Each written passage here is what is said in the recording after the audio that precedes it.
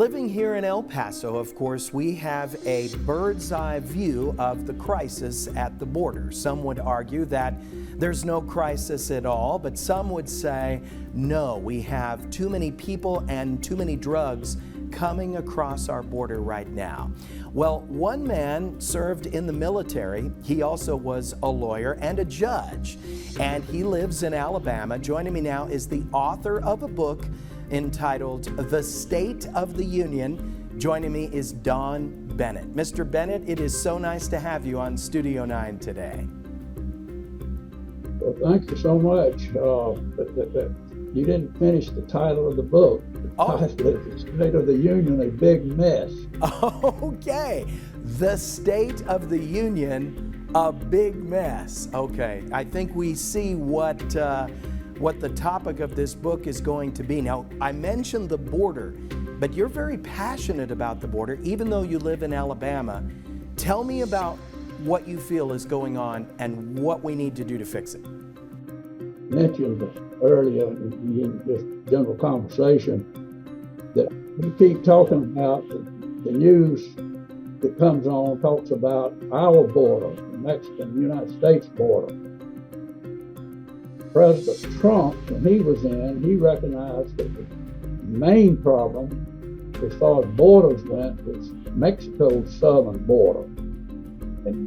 But now Mexico evidently has aligned itself with the cartels there, and so it is accommodating those that are coming across its southern border, transporting them by buses up to our border, and that's when they let them come across. And of course, I say they let them come across, but actually we let them come across. We don't try to stop them. The president we have now, he decides that the more people that come across like that, the potential votes.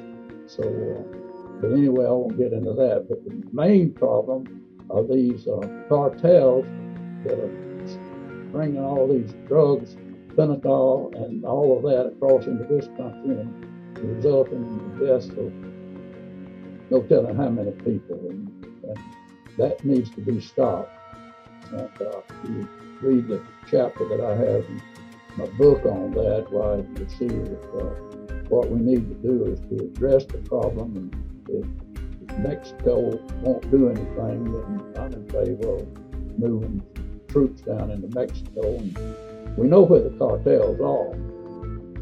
Direct our armed forces and missiles and everything else that's necessary against them directly.